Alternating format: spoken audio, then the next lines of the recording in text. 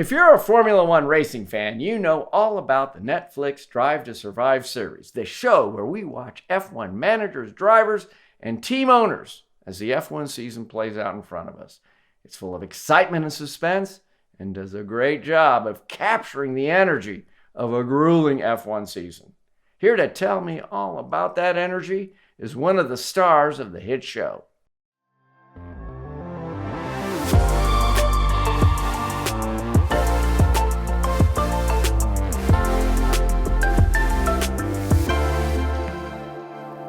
Welcome to part 2 of my interview with Oracle Red Bull Racing Team Principal Christian Horner. If you haven't already, I suggest going back and listening to part 1, where Christian and I discussed his work culture, the biggest changes he's seen during his time at F1, and the new F1 regulations. In this part 2 interview, Christian and I discuss what major vehicle design changes new regulations have prompted, his thoughts on Drive to Survive, and the sustainability efforts within F1. Lastly, we finish off the interview with our rapid fire series where I ask Christian more personal questions, such as what's the first car he ever owned, and as always, what his living room on wheels looks like, and a few more. I'm Ed Bernardin, and this is part 2 with Christian Horner. There's a lot of people out there that are saying when you get a team that's very dominant, right, there's this perception that it's bad for the sport. Mm-hmm. Because when you have that last race on the last lap that's going to determine the champion versus when one team is dominant through the whole season. I'm sure you've been asked this question before. Do you think that's really true? I think serial winning in any sport probably doesn't ignite the fan passion as much as, if I compare 2023 to 2021, that last lap in Abu Dhabi was the most viewed piece of sporting history. Yeah, certainly most exciting lap in all Formula One. In the world that year, and probably for the decade before. So, of course, everybody loves competition, but inevitably sometimes when you have a big reset in regulations, there is divergence. But with stability, there is always convergence, and I think we're now into that arena. Right. It probably goes up and down. The football team, the American football team where I'm from in Boston, is the New England Patriots. And they won for like 20 years, right there. Multiple Super Bowls. And over time, and everybody hates them. Well, not anymore because now they're losing, but that's what happens over time. Everyone starts to not like the winner. The following of Formula One is huge. But of course, you're going to get people that are fans of Max and Sergio. They stay fans, right? And you'll have people that are fans of Lewis or Fernando or others. So that's sport. That's what is part of the people attached to who they like or they can relate to and who they admire. Is there something you think that you could do to the rules maybe that would still allow you to go all out? And I guess you're going to go all out to increase that gap no matter what. But could there something be done to the rules maybe to make it harder to increase the gap? No, I think, the biggest thing, if you want to have absolute, fine margins between the cars, leave the rules alone. Just leave them for a long period of time, and you will have, the cars will converge, and it will be very, very tight, and it'll be then really marginal gains, and then the driver will play a bigger role. That's the reality. Yeah. So as we move away from 22, it's going to get tighter. So you think this coming year will be a little tighter? I think next 2 years it's only going to get harder naturally, and then we have a big reset in 26.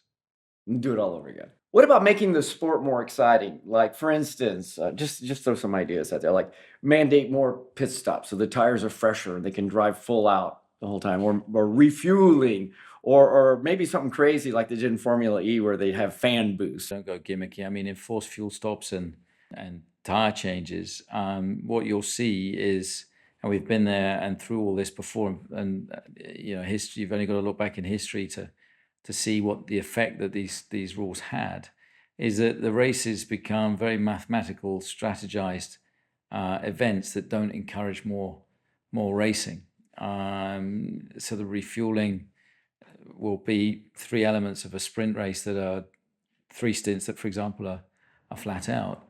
but I guarantee you that there's less overtaking because you haven't got the variance of taking a very heavy car, the fuel load coming off, down to a very light car at the end of the race. Mandatory tire stops, when do you have to do them? And the strategists will It's a little always, tricky. they'll come up with the same answers. So everybody end up stopping on the same lap. You said something interesting there. If you start making it gimmicky, it's not racing. No, Or it's less you got racing. to stay to the true DNA of what is Formula One. It's person and machine at the absolute limit of technology, of speed, of grip, of adhesion. And these cars do amazing things, and these drivers are, incredible pilots. But if you think about what Drive to Survive has done, right? I remember looking at one episode and I want to see how much time out of this 45 minutes I actually see a car on the track. And I forget which episode it was, but it wasn't very many minutes. It was certainly less. It was probably in that 10 to 15 range. So in effect, right, Drive to Survive has made Formula One more popular. Yeah, But it's made it more entertaining. Yeah, I mean, absolutely. That's what it's done. So couldn't you do the same thing? And gimmick is probably going too far, but couldn't anything that makes it more unpredictable? Well, Drive to Survive isn't making it more unpredictable. What Drive to Survive does, and it does very well, is it gets beneath the cover to expose some of the characters, some of the journeys, some of the challenges that each of the teams up and down the pit lane face and have, and it shows you some of the, as I say, some of the challenges that watching a standard race you wouldn't see. It's TV drama. It's the Kardashians on wheels. Yeah. Essentially. So it's had an immense impact to the sport. It's brought a brand new and huge fan following to the sport, a much younger group of fans, a lot more female fans as well, which is fantastic. And then of course they're then coming and watching races at live events or on the TV. We were talking about rule changes. There's going to be a real big rule change in 26. Yes. So still roughly 1,000 horsepower, but the split between the internal combustion and the energy recovery side goes from, I think, like 85-15 to 50-50. What can you tell us about the new powertrain, challenges in developing it? Because that's a really, really big change. That's a massive change. And I think that, it's we've decided to make our own power unit in conjunction with Ford for 2026. So we're 30 months in.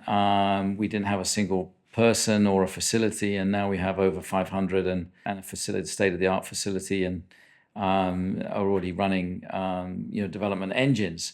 So it's a massive project. It's a massive target, and of course, the regulations have evolved and changed for 2026. Sustainability playing a key role in that, and the fuel also playing a key role as we go fully sustainable fuel. That is incredible to see the progress and development that is going on as these cars become ever more efficient and sustainable. Engineering a power unit and manufacturing it, which you're going to do, is so much different than doing a car chassis. What was the biggest unexpected challenge that's popped up as you've ventured into this? Time is the biggest critical factor, because we have 2 years to develop a state-of-the-art engine that is powerful, reliable, on its weight target, and can compete against Mercedes, Ferrari, Renault, Audi, Honda, companies that have decades of knowledge and experience. And we're taking a startup and going to be taking all the big boys on. So it's it's a daunting challenge, but we're just going to apply all the same methodology, all the same culture, spirit, fun that with the engine that we have with the chassis. It's an incredible journey, and it's incredible to see the progress that's been made so far. But it's a race against time. It's a race against the clock, because 2026 in the engine world is not so far away. So there's also talk about on the chassis side doing something like having DRS into the corners, or movable aero surfaces and things like that. And people, I mean, if you go way back, right, everyone was scared to have movable aero surfaces when aero wings first came out. Do you think that's going to happen? Do you think that's something? Well, I think as technology evolves, things like active aero and so on, active suspension, even, we've seen in other cars that we've been involved in.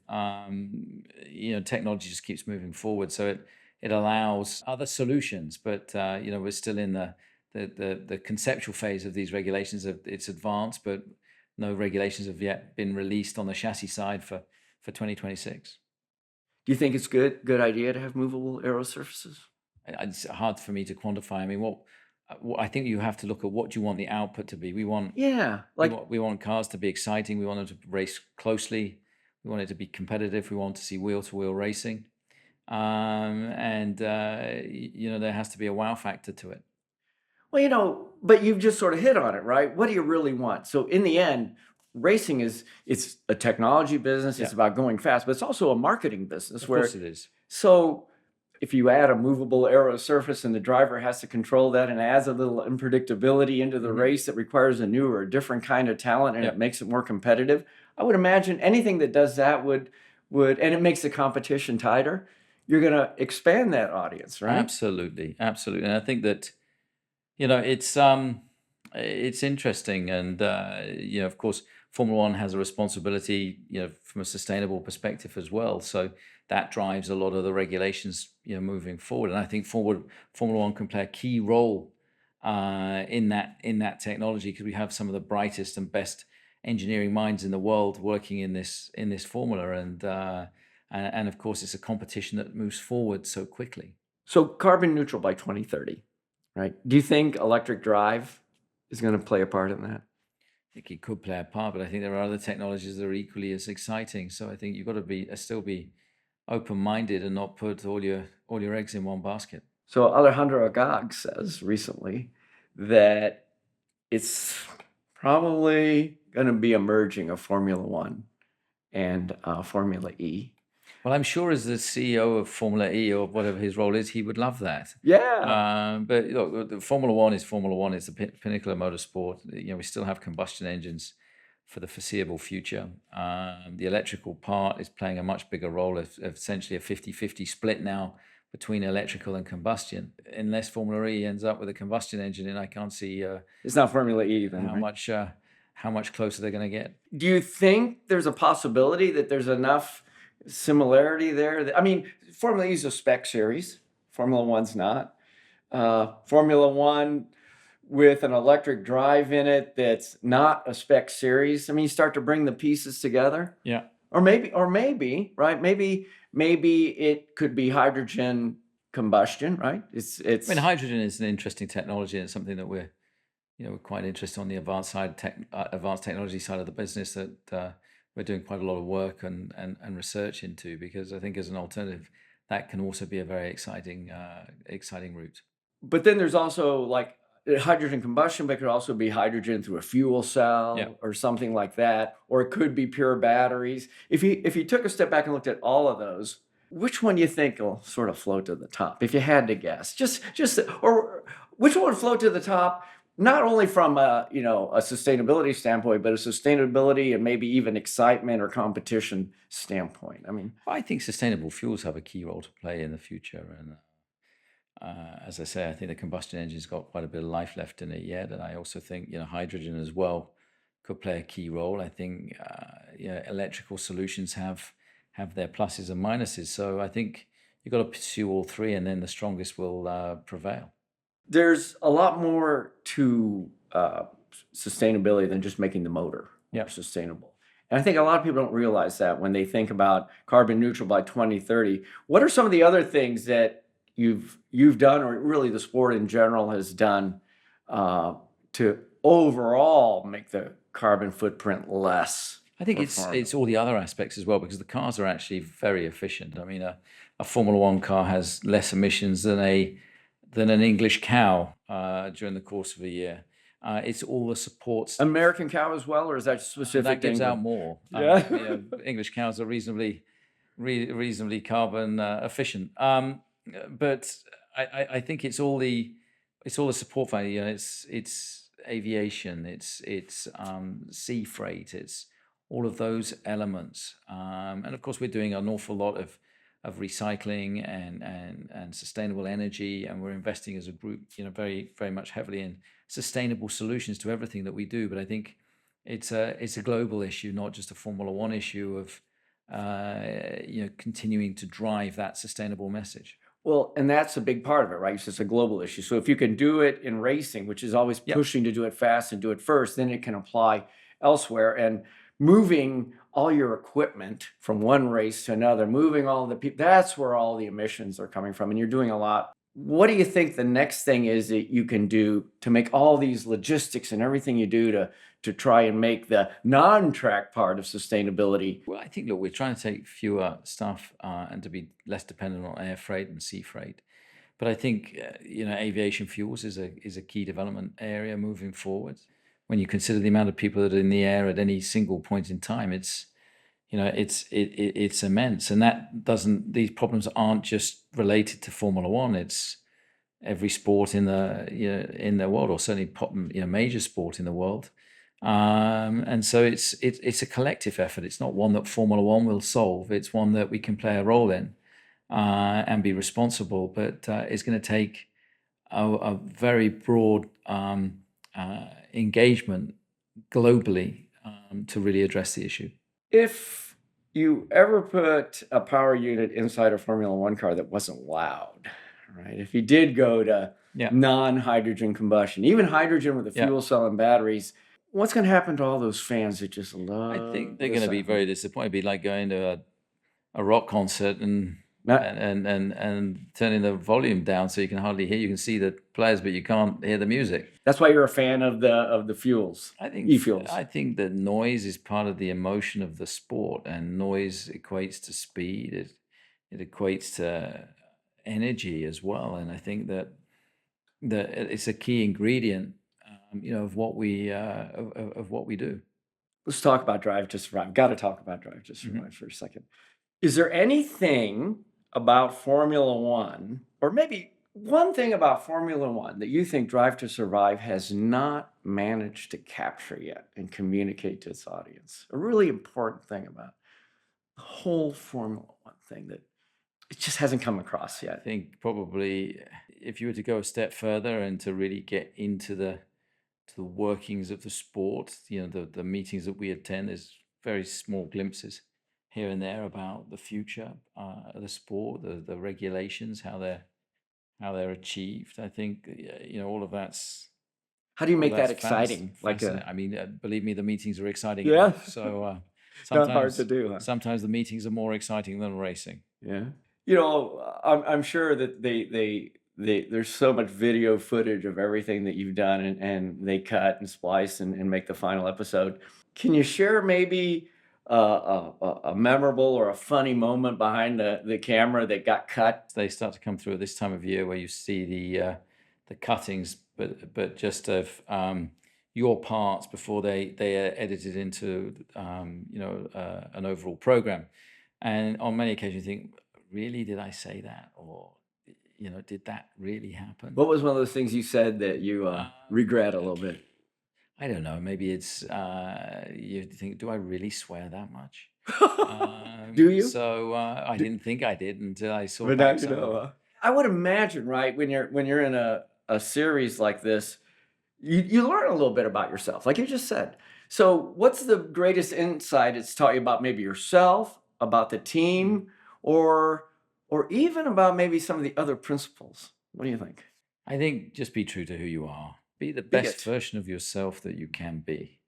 Don't try to be something that you're not. Don't try to be, because I think people see through it. I think people, will always see through,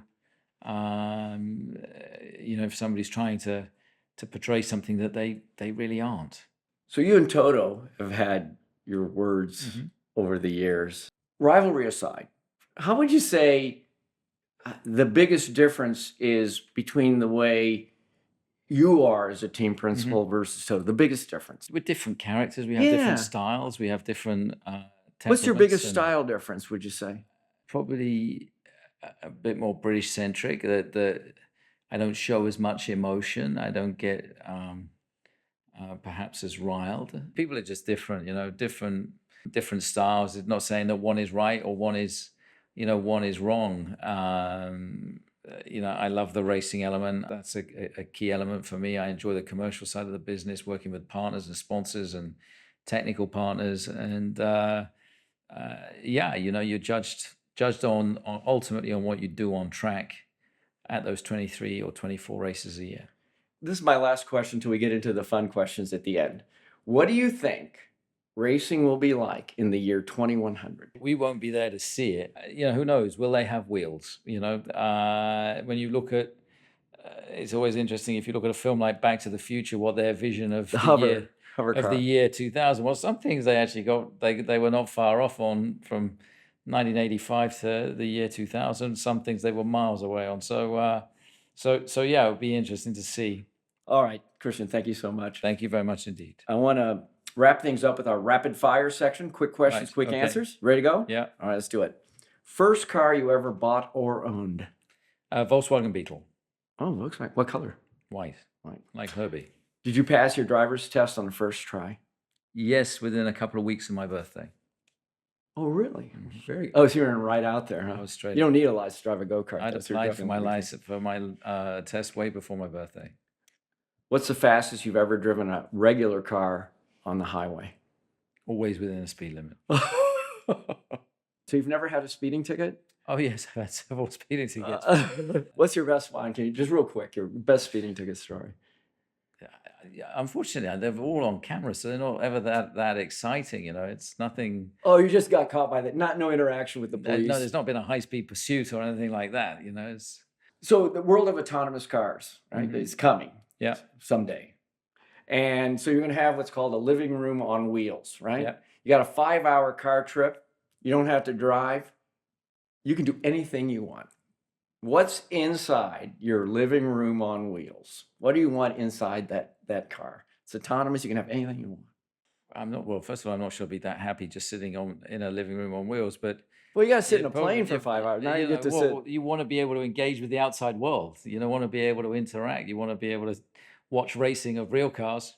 So you while watch sitting- racing. while sitting in your moving sitting room.